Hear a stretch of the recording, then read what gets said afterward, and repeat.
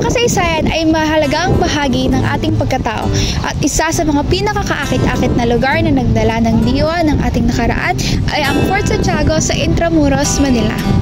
Ako si Alia Therese M. Paulo. Ako naman si Kathleen Gresula. At ako si Karil Pascual.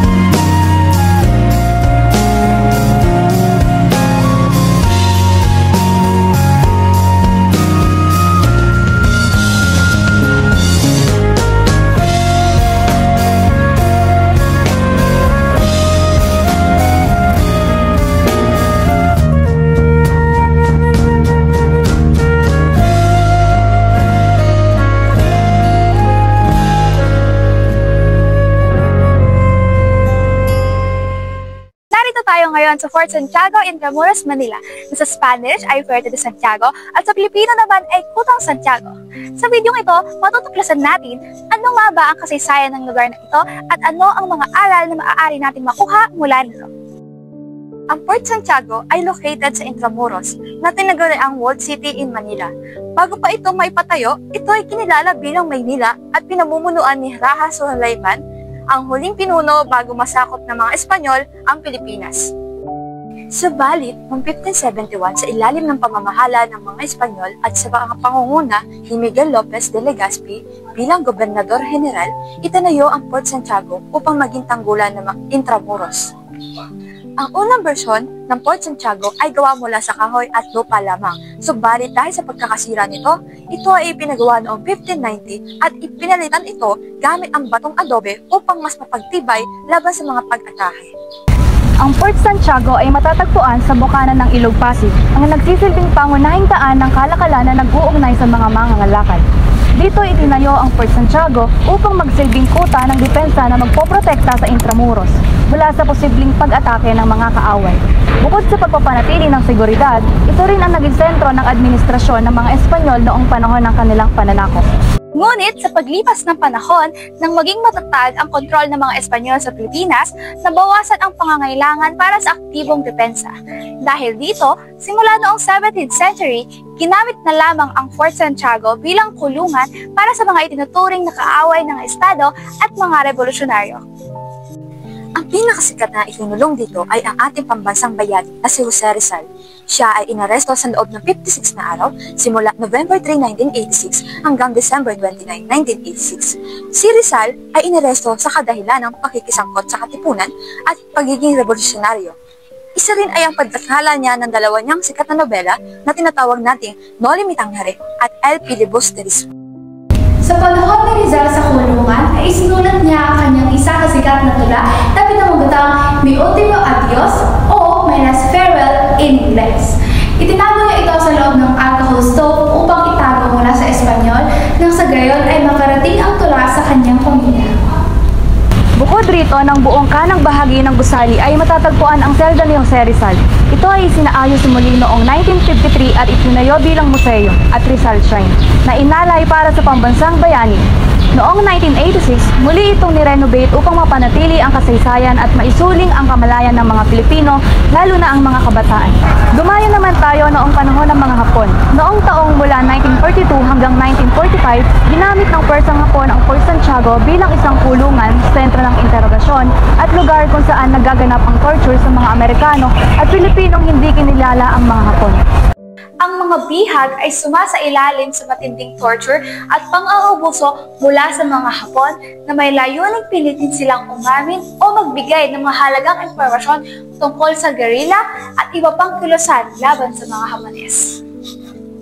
isang bayani ng World War II na si Josefa Llanes Escoda ay isa sa mga ikinulong sa Fort Santiago noong August 27, 1944 dahil sa pagiging bahagi ng underground resistance movement.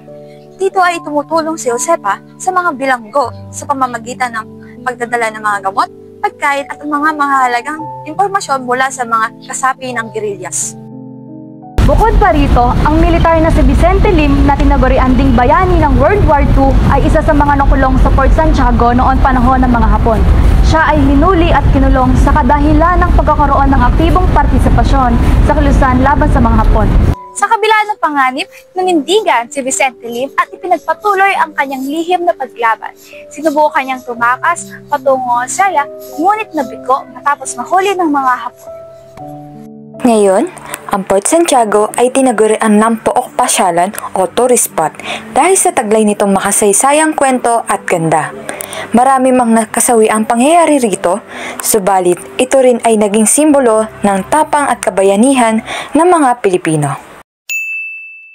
Hi everyone, we are with... Ako si Jerome, no? Community guide ako ng Intramuros. And how old are you po? 34. So our first question po is that in our research po, Fort Santiago has history during the Spanish era and Japanese era po. Ano po yung naging role ng Fort Santiago po during the American era? Throughout the colonial era naman, ang kanya talagang purpose is military camp, no? Spanish man yan, American or Japanese era, siya yung campo militar, the main military camp ng mga panahon na yon. Nagsilbi rin siyang kulungan dahil marami na nakulong dyan, no? Bukod kay Dr. Jose Rizal, naging kulungan din niya ni General Antonio Luna, no? Si Pio Valenzuela, si Mabini, no? Ilan sa mga bayan natin ay dyan talaga ay kinukulong sa Fort Santiago. And then the next question po is that ano pong special about Fort Santiago na naging historical place po siya compared to other prison po here in the Philippines? Okay, well, napakalaga kasi ni Fort Santiago kasi naging simbolo siya noon, yung struggle natin for freedom. Kasi bago siya maging Fort Santiago, pre-colonial, no? Or dyan nakatayo yung citadel ni Raja Sulaiman. Si Raja Sulaiman yung last Muslim hero ng Manila, no? Nakapaglaban si Raja Sulaiman hanggang sa matalo siya. Area niya na yun ay ginawang Fort Santiago ng mga Kastila. Doon pa lang ipinapakita na kung paano nagsimula yung laban natin para sa kalayaan. Diyan nakulong si Dr. Jose Rizal, diyan nakulong yung mga bayani na banggit ko kanina. Kapatuloy yon ng kwento ni Fort Santiago bilang isang simbolo ng pakikipaglaban natin para sa kalayaan. At nung Japanese occupation, maraming sibilyan na namatay dyan, yung White Cross sa loob. Mass grave yun, daan-daan na nakalibing doon. So another portion yun ng kasaysayan natin kung saan pati mga sibilyan, pati mga inosenteng tao ay nadamay doon sa ating kibakan natin para sa kalayaan. At yun ay naganap dito kay Fort Santiago. Ito lang yung simbolo at saksi nung pakipaglaban, no, para dun sa independensya natin. Thank you po, sir. Thank you for participating in our... Salamat.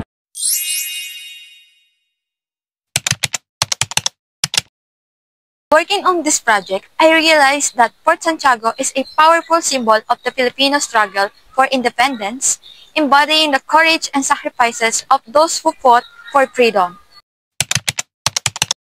One memorable line from the interviewee is, dun pa lang no, napapakita na kung paano nagsimula ang laban natin para sa kalayaan. This reminds us that our fight for independence started long ago and should never be forgotten. In daily life, this teaches me to appreciate our history and be proud of being Filipino. In my career, it encouraged me to work hard, be resilient, and contribute to society. Just like our heroes fought for a better future. Fort Santiago helps us understand our history by showing us the struggles of Filipino during the Spanish, American, and Japanese period. It was a military camp and a prison where heroes like Dr. Jose Rizal and General Antonio Luna were held.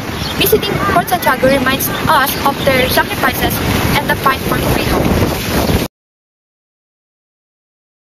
It connects the past to the present by teaching us to value our independence and cultural heritage. By learning about our history, we can appreciate our country more and be inspired to protect its future.